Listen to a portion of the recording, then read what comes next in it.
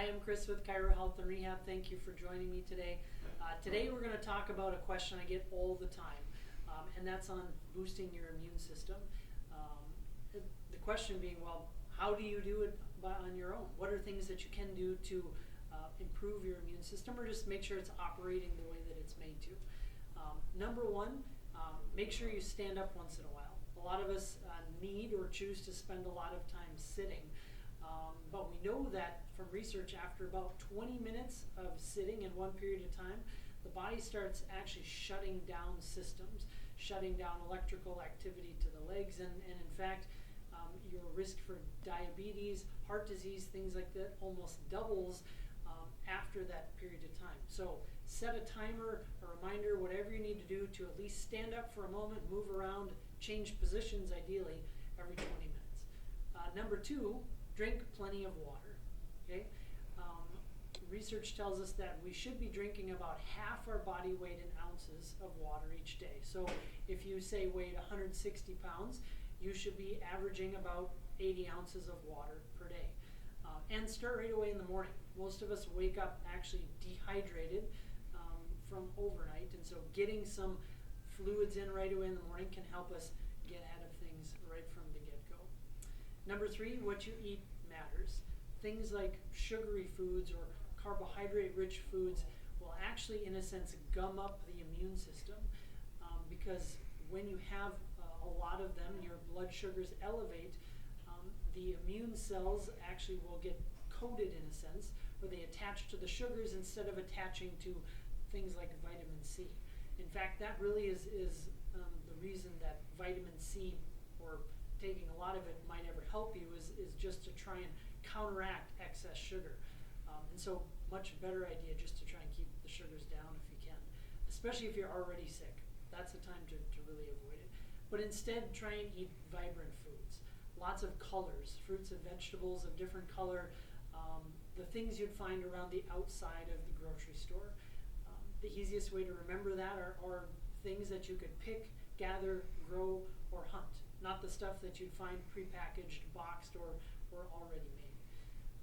Next, make sure that you're supplementing with the things that you just can't get from your diet. Ideally, we didn't have to supplement at all. That would be the best way to go. But the only way to really accomplish that would be getting fresh fruits and vegetables locally grown all year round, and for most of us it's just not a possibility. And so the key ones that we're often lacking are, one, vitamin D, which is extremely important for your immune system to function properly. In fact, most of us are compromised going into the fall and the winter because our vitamin D levels have already come way down, and so we're just all susceptible much more.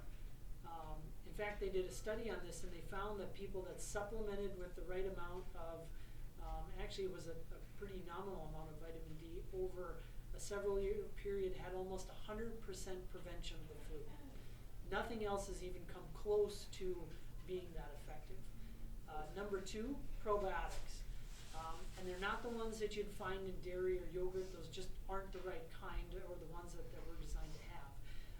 But ones that should have been found on a vegetable base, maybe ones that would have come from the dirt, the vegetables you picked out of the garden and didn't quite fully sanitize like you might find at foods that have been shipped across the world and picked up at the grocery store. And so getting a good probiotic supplement, one that's produced correctly, grown on a vegetable base, and has the right variety is really important. There's a lot of stuff out there that just isn't good, or it's packaged really well, but it doesn't deliver the way that it needs to. And the last big one are omega-3s, often found in fish oil. Omega-3s are really important because they're necessary for your immune cells to function properly, and they help to reduce the following stress response, help your body to get back to normal in a sense. And it's not that either of these things are having a medicinal effect, but when they're in your system in adequate supply, then your immune system works as it should. Most of us are just walking around already deficient. Next, get plenty of sleep, right? 7 to 9 hours of good quality sleep. If you're missing some of that or need to, even some short napping during the day can be important to help out. And then making sure that you're getting daily stress reduction and actively doing it, because most of us are going and going and going, and our day often just happens to us. So taking a few minutes in the morning, during the day, at the end of the day, to even just, when was the last time you just sat quietly? No devices, no distractions, nothing else around, just sat in a quiet space. That can be really powerful. And doing active things like having a gratitude journal, right? Every day writing down a few things that you're grateful for. Writing somebody a thank you note can be really important.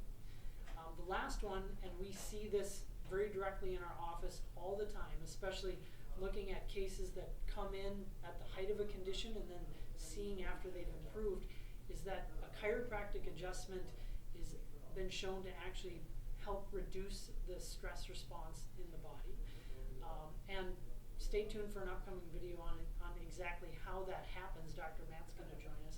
But really interesting thing that we can see from our own history. Back in 1918, the Spanish flu, there was a huge pandemic. Lots of deaths worldwide.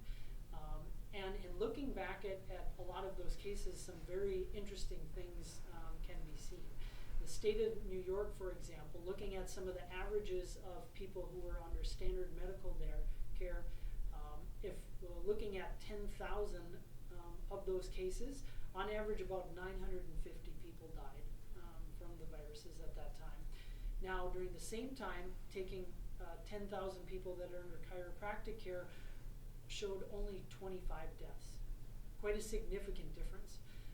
And the state of Oklahoma specifically kept very detailed records, and they found that there were 233 cases of individuals under medical care really given no chance, okay, told to go home. This was the end of the line for them.